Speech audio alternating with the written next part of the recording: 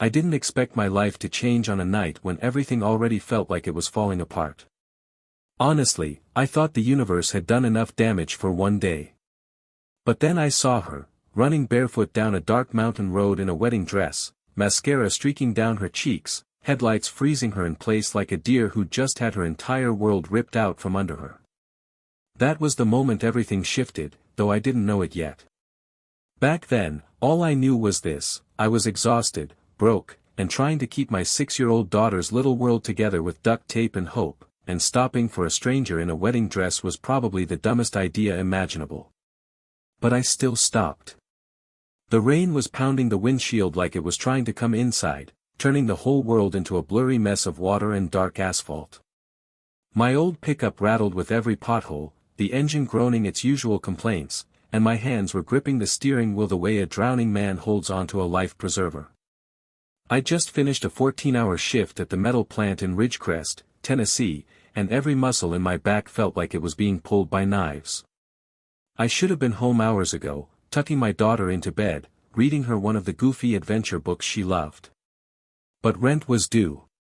Therapy payments were behind. And the pile of medical bills on my kitchen table was beginning to look like a mountain I'd never climb. My daughter, Cora, had been diagnosed with a degenerative muscle condition when she was 3. The doctors gave it a long name I still can't pronounce, but the short version was this: her legs didn't work like other kids' legs. Some days she walked fine. Some days she cried from the pain. And some days, she couldn't stand at all.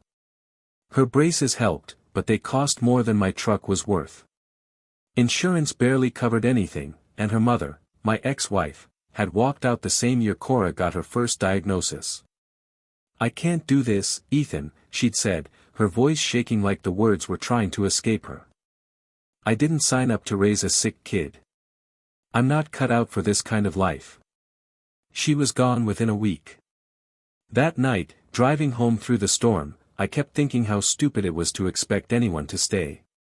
How fragile people could be. How easily they ran when the world got heavy. And maybe that's why I hit the brakes when I saw that woman in the road. Her dress was ruined, soaked through, dragging behind her like a ghost. Her hair, what looked like a $1,000 salon masterpiece earlier that day, was plastered to her face in dripping curls. She looked up into my headlights with this mix of terror and disbelief, like she wasn't sure whether I was going to help her or run her over. I rolled down my window, rain slapping me in the face like the sky was offended I'd stopped. "You all right?" I yelled.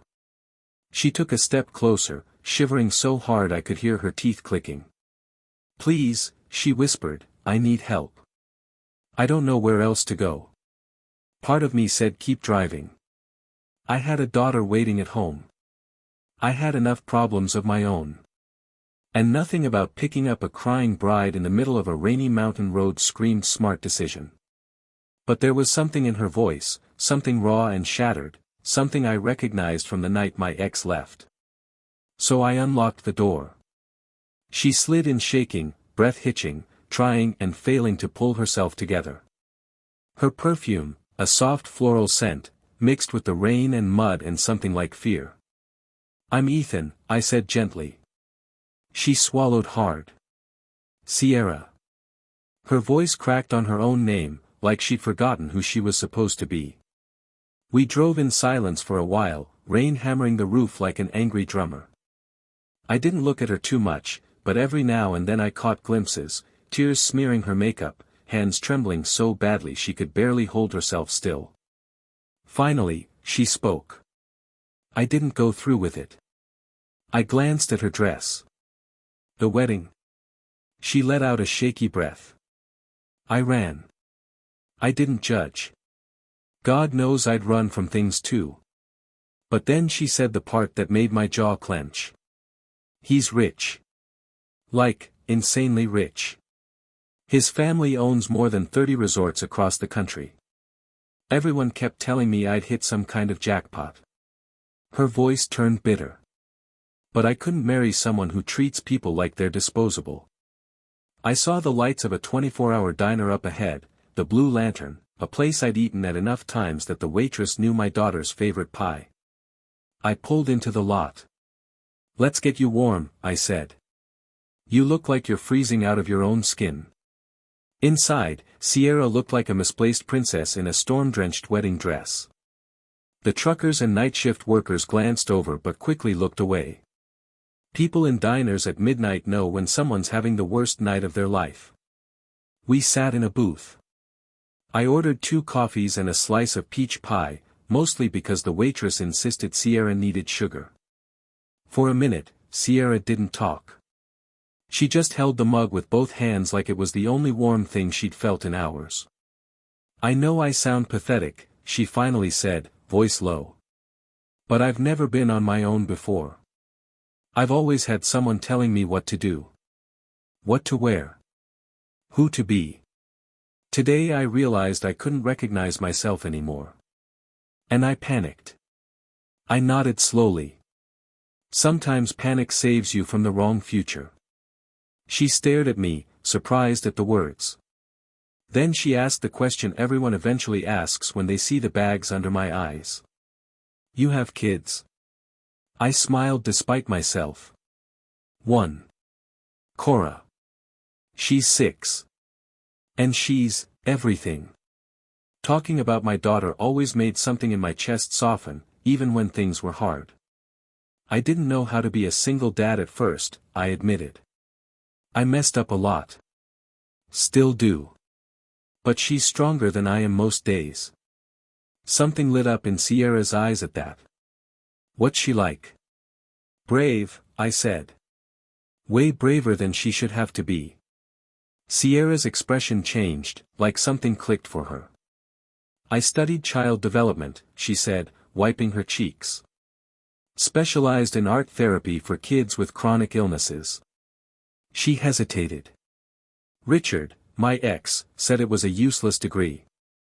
Said after we got married, my only job would be to look pretty beside him." She said that last part with a tightness that made my stomach turn. "He sounds like a real piece of work," I muttered. She let out a breathy laugh. "You have no idea. We talked for hours. About life. About choices. About how terrifying it is to rewrite the story you thought you were supposed to live." At some point she leaned forward, almost timidly. "Cora has art supplies at home. Half my living room is covered in her drawings," I said proudly. Sierra's whole face changed at that, like she'd found purpose again. Eventually, I checked the time. Almost 4 a.m. I needed to get home to my daughter. "Let me give you a ride somewhere safe," I said. She hesitated. "I have nowhere to go. My phone died. My purse is still at the venue. I just ran." So, against my better judgment, or maybe because of it, I brought her with me. When we walked inside, my daughter was awake on the couch with my elderly neighbor who had stayed with her. Cora looked up at Sierra, at the ruined dress, at the tired eyes, and said the most honest thing imaginable. "Are you a princess who got caught in the rain?" Sierra knelt, smiling for the first time that night. "Something like that, sweetheart. But I'm learning how to be brave, just like you." Cora beamed and grabbed her hand. And just like that, Sierra wasn't a stranger anymore. Over the next few weeks, things changed slowly, then all at once. Sierra found an apartment nearby. She got a job at the children's hospital as an art therapy assistant. Turns out, she was incredible with kids, gentle but firm, patient but strong. The hospital loved her. She started joining us at dinners, therapy sessions, movie nights. Not out of pity, but because she wanted to. And because my daughter adored her. One afternoon, during PT, Cora walked 8 steps without her braces for the first time. Sierra cried harder than I did. She became part of our world, woven into our routines in a way that felt natural, like she'd always belonged. And me? I fell for her one day at a time, in the quiet moments, in the small kindnesses, in the way she looked at my daughter like she saw her whole future shining ahead. Then came the twist I didn't expect. Her ex, Lucas Halden, billionaire hotel heir, found out where she was. He walked into my apartment complex one evening in a tailored suit worth more than my yearly salary, wearing a scowl like he owned the world. "I want to speak to Sierra," he said, his voice sharp enough to cut. I stepped outside, closing the door behind me. "She doesn't want to talk to you," I said calmly. He scoffed. You're the man she ran off with? A factory worker?" I felt my jaw tighten. "You don't get to insult her choices anymore." He glared. "She left a future most people would kill for. Wealth. Status. Security. All for what?" He swept his hand at my old truck. "This?" I didn't raise my voice. I didn't need to. Money doesn't make you worth marrying. Respect does. Listening does. Kindness does. Things you can't buy, no matter how rich you are. His face twisted.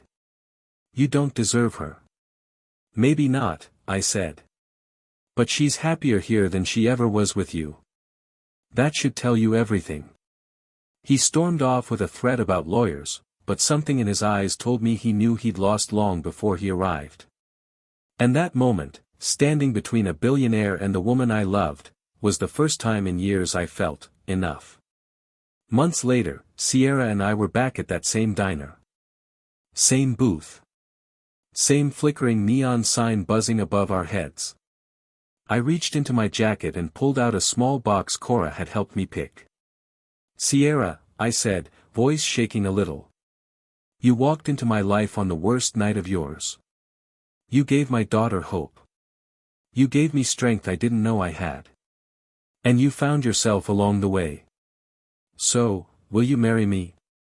She didn't answer right away. She just burst into tears, happy ones this time, and threw her arms around my neck. "Yes," she whispered. "Yes, Ethan, of course yes." We got married in a tiny church on a warm spring morning. And when Cora walked down the aisle, brace-free for the first time in her life, every single person cried. Even me.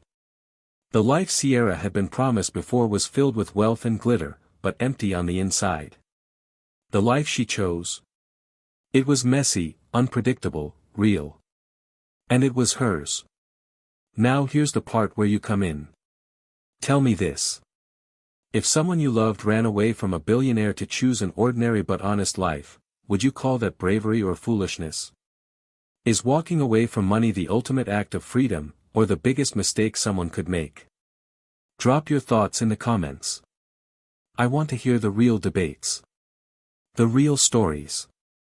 The real experience behind what love should be, and what it shouldn't. Because sometimes, stopping for a stranger is the moment your whole life finally begins.